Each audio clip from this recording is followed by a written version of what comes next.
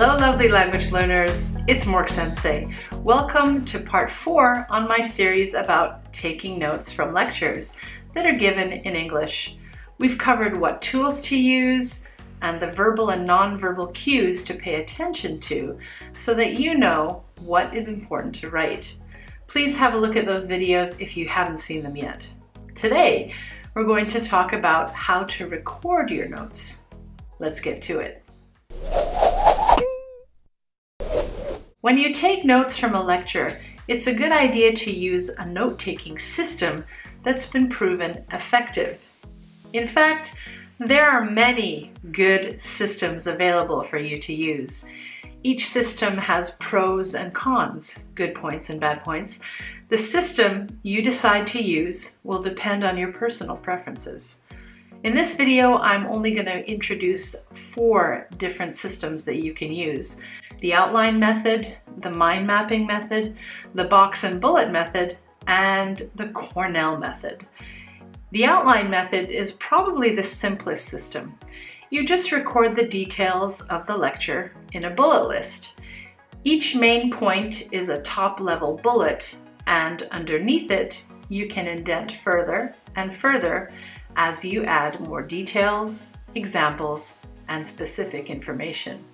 The outline method looks a lot like an outline that you would prepare when you write an academic essay. It's very clean looking, organized, and easy to follow. There are several top-level bullets or numbers followed by several levels of detail. The outline method is great for creating well-organized notes. However, you might end up with notes that look the same when you return to review them. That's why it's important to format them so that important details stand out when you review them later. Make sure to use numbers, bullet points, and underlining consistently. Using a computer might be a good choice if you choose the outline method. This is because you can easily insert information you may have missed, either during the lecture or after. A second method you can use instead of the outline method is called mind mapping.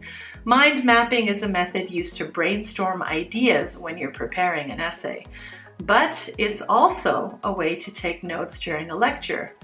Mind maps are diagrams that visually show the relationships between individual concepts or ideas and facts.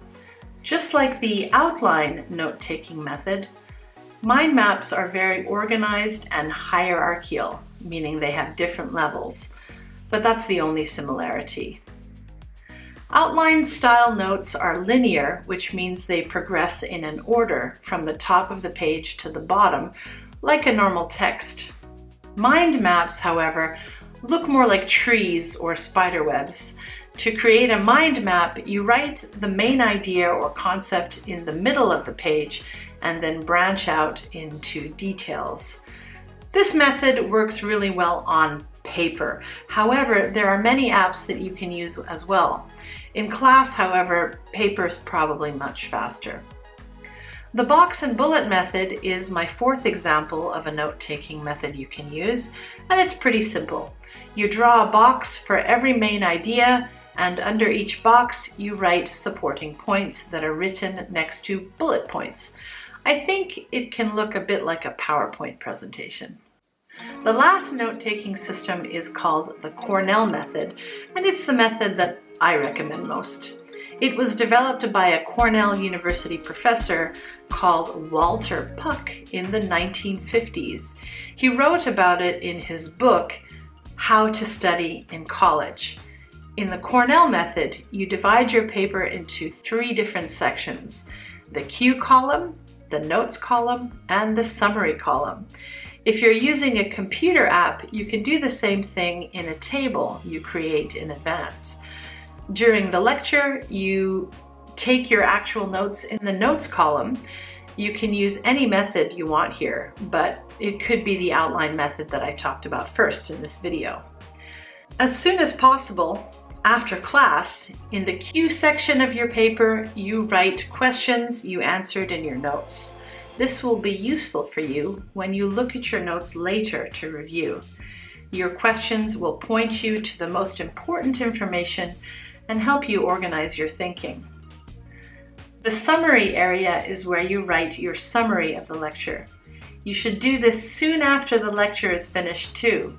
Take 2 or 3 minutes to read your notes again and also look at the questions you wrote down. Then write a 1 or 2 sentence summary of the most important ideas that were covered. The reason you do this is to create an initial starting point for when you review your notes later. This helps you to make associations in your brain about everything that was presented.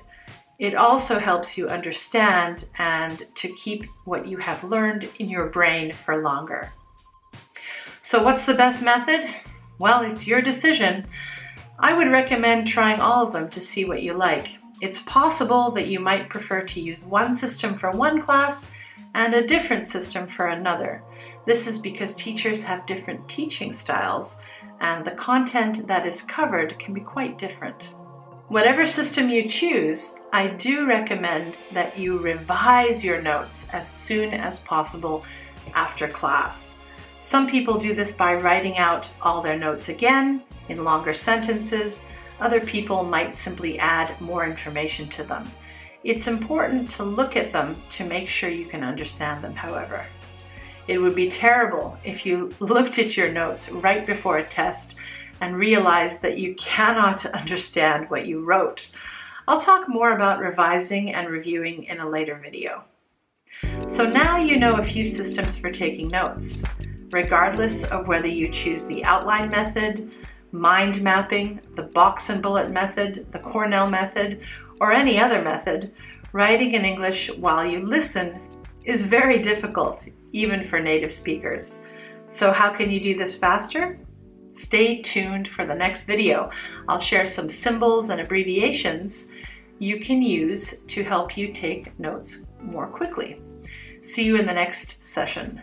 MORKSENSEI, signing out. Mwah!